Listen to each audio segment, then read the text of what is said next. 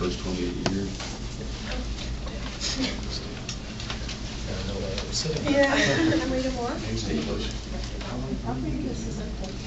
It is. This is fun. Thank you for doing it. These are the folks that work so hard to get all the, to find you and all this return. Thanks everybody for being here today. This is an opportunity for us to show a little bit about what we do in the Treasurer's Office with the Unclaimed Properties Division, and the fact that unclaimed property is more than just money. It's more than just items of value that are commercial value. To us, unclaimed property sometimes involves things that are priceless. They may be valued only to one family, but to that family, they're extremely valuable. They're absolutely priceless. And this is what we've done. We have, I have to say at the start that I'm very proud of our staff in unclaimed property. I've noticed since I became the treasurer that they work hard to help people find their property. But when the items like this come in that involve war medals and other important family items, that's where they work the hardest, is to reunite families with those items, because I think we all see ourselves being potentially in that role of looking to connect with our family's history. And if you look through these items, you see things that I think are very touching. For example, the Western Union telegram that notified Olive and Alfred of their son John Michael's. Really displayed nicely. Their son John Michael's death as when his plane went down to the Philippines. There's a segment of a letter that I would just want to read part out of. There's a letter from an airman who was a tail gunner and a bomber, who wrote a letter to Alfred and Olive to tell them about what he'd seen when their son's plane went down. And John Michael was a pilot, and Lieutenant Justice was a co-pilot of that plane. And he wrote in his letter, he said, "It's odd, but I met Lieutenant Justice's wife and a little girl here in Dallas through a slight quirk of fate. I happened to be reading a story about a young war widow in the paper who was saving pennies for bonds. It went on to say that she had lost her husband in Luzon. I happened to have a girlfriend who lived across the street from Mrs. Justice and knew her quite well. Her husband went down with your son. She had heard nothing about what had happened. I know for sure that his remains were one of the 4 identified. Strange how I was the only person to see that ship go in, and now through fate, again, I have met close ones that could be told. It's amazing how the hand of God is always present." What we find when we have records like this, we find what it means, a little bit more about what it means to be family, the connections of family, what it means to have the love of family, to grieve and to heal, and how we do all that in families. We also find a strong connection to our family and to our history here in Kansas. These items are of tremendous value just to Kansas history. If you have any questions, feel free to ask. I was wondering if some members of the family told Nick and Betty. Who's Nick?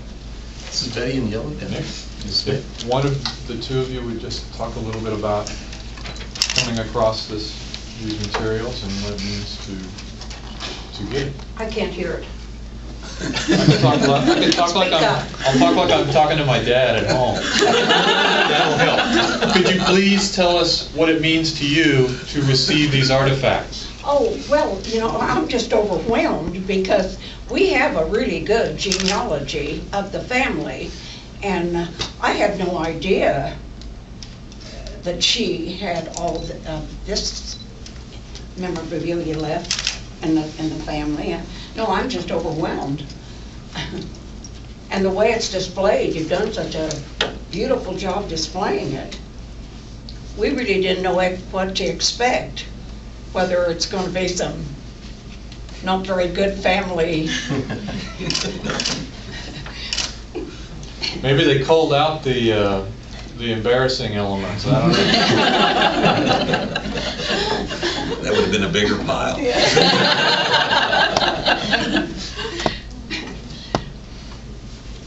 Patty and Lisa would lead on this.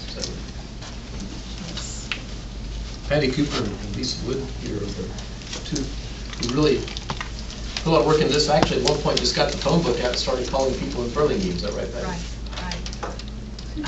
I live in Osage County, and I kind of knew some of the names. And I just started calling people, and they were very nice to lead me to Betty. Where do you live in Osage County? Yes, I do. Where do you live? halfway between Overbrook and Carbondale.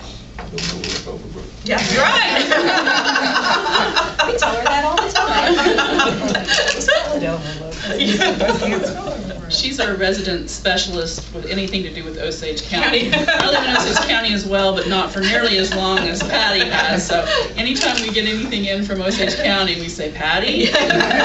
And she usually knows the family name. Yeah. Sometimes we just have pictures of farmers that we like to show Patty. And she probably knows them. Yeah, she has some on her desk, yeah.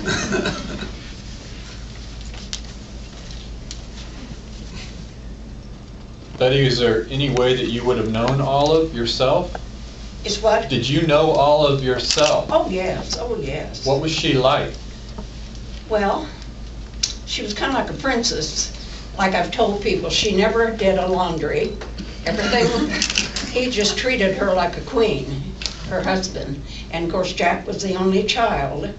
And this is, when Jack was killed during World War II, she could have taken the $10,000. She didn't. She took a monthly check and she lived to be 104.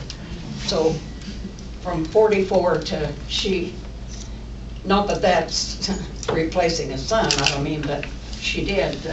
The letter about that, we actually just read this morning, the letter about the $10,000, and it was a $45 a month payment that she took instead. It's among the items that we have here. $45 a month for...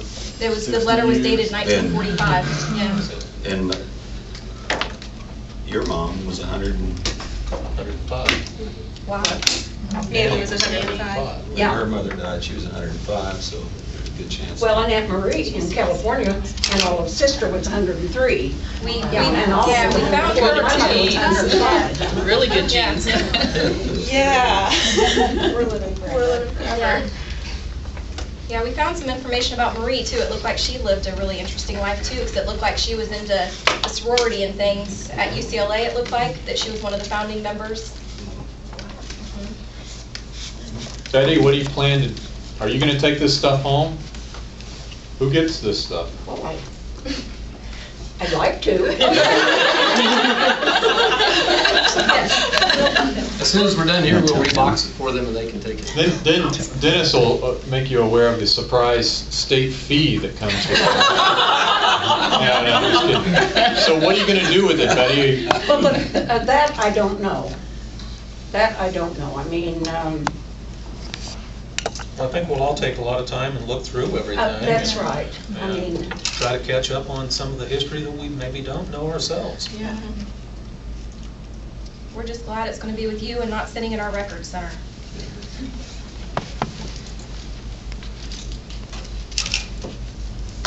Our website, kansascash.com, what's that? lists all these names. If you have, if your property, whether you're listed there, whether it's financial or these types of items, right, Rita? Yes. Kansas. So if a family Can you wants to spell out check, Kansas? Kansas, yes, Kansas, kansascash.com. I'm not. That's where unclaimed property, cash and otherwise is recorded. Yeah, all the property is remitted to us. You can search, it's listed, and you can search by name. That's Grandma Book.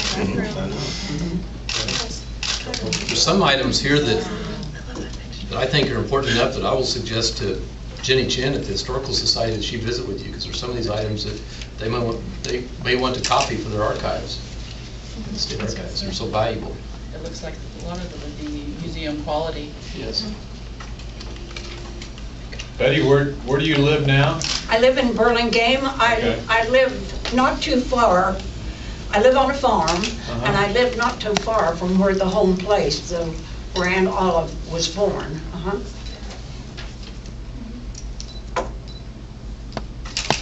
Is that still a farm? On my farm? Is Olive's place still a farm? Oh, yeah. And mine is too. I didn't know if it was like a Walmart parking lot now or something. Way too far away from that. I always say people are so good to me and do so many things for me. I always say, thank God I live in Mayberry, USA.